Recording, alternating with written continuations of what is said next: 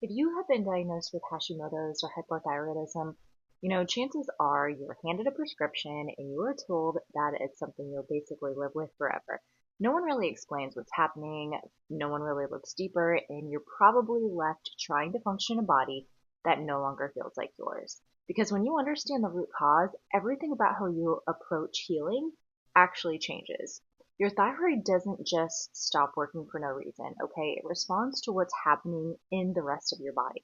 And a lot of the time, thyroid is actually reacting to something like stress, inflammation, blood sugar swings, nutrient deficiencies, and immune system imbalances. Hashimoto's specifically is an autoimmune process, so that means the immune system is attacking thyroid tissue. And when that happens, thyroid output drops. But here's what matters, okay? You don't just look at the thyroid. You want to look at the entire immune system, why it became dysregulated in the first place. Because the immune system doesn't just randomly turn against you. It responds to signals within our body.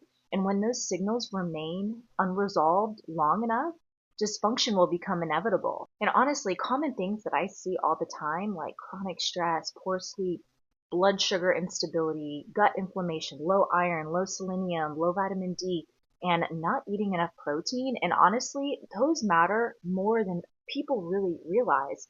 Your thyroid needs these raw materials to function.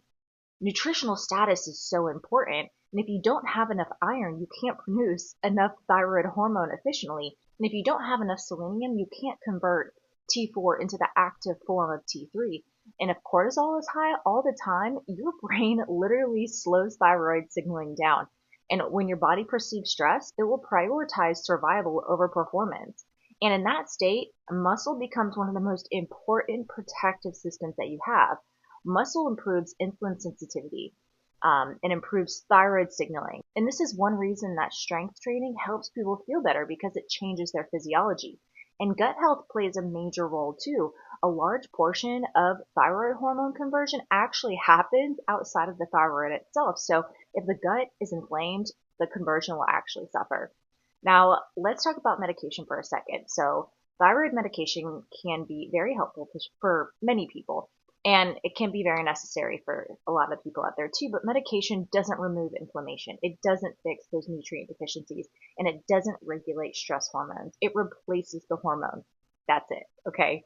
So, which is why some people will still feel tired, they'll feel out of it, and this might even happen even when their labs look normal, okay? Because labs don't tell the whole story of what's going on.